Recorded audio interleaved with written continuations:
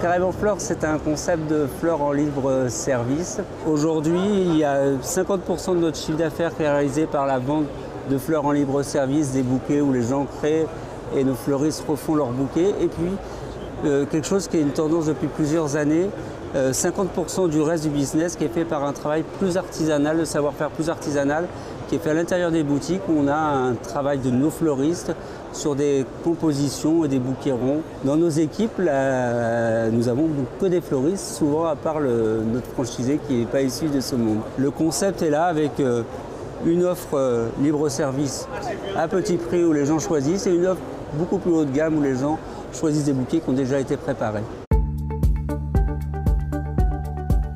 2016 pour nous c'est un point important parce qu'on est arrivé à 31 magasins là, pour le salon. On a ouvert la semaine dernière notre 31e magasin. On a commencé en 2012, on était 7 magasins, donc on a une croissance assez intéressante pour nous. 30 magasins c'était assez important parce qu'on s'aperçoit que c'est la taille où les réseaux survivent. C'était important d'arriver à ce point-là. Et puis la deuxième chose c'est que c'était notre seuil de rentabilité aussi. C'est-à-dire que quand on développe en franchise, on a beaucoup de charges fixes et aujourd'hui, notre franchise devient économiquement pérenne. Donc c'était important pour nous. On sera fin 2017 à 36-37, c'est les signatures qu'on a, sans compter celles du salon qui viendront peut-être.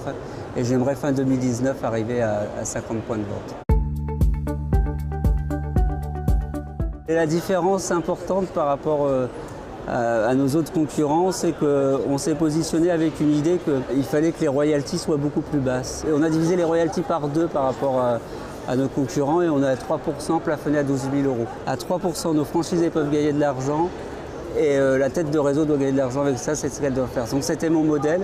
Et comme on a un chiffre d'affaires moyen qui est 600 000 €, 598 000 € pour être précis en 2016, on a plutôt un seuil de rentabilité qui est quand même meilleur que nos concurrents.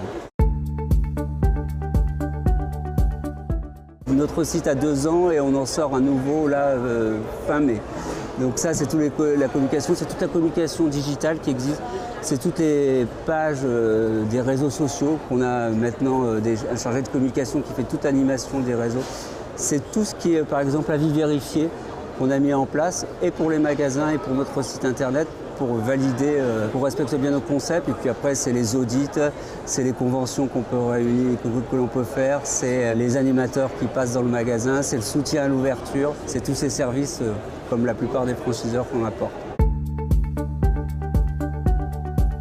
17 000 € de droits d'entrée, 7 000 € de formation initiale. Il faut compter un investissement total de 200 000 € à peu près pour notre magasin et il faut avoir un apport de 60 000 € pour venir chez nous. Le chiffre d'affaires moyen 600 000 € et les royalties, ce que je parlais tout à l'heure, à 3%, plafonné à 12 000 €, ce qui fait que quand les magasins font plus de 400 000 €, ça devient une charge fixe. Pour les gens qui n'auraient pas assez d'apport, qui n'ont pas les 60 000 € et qui ont un profil intéressant pour nous, on est prêt à compléter les apports en prenant quelque part dans la société, tout en restant actionnaire minoritaire bien sûr.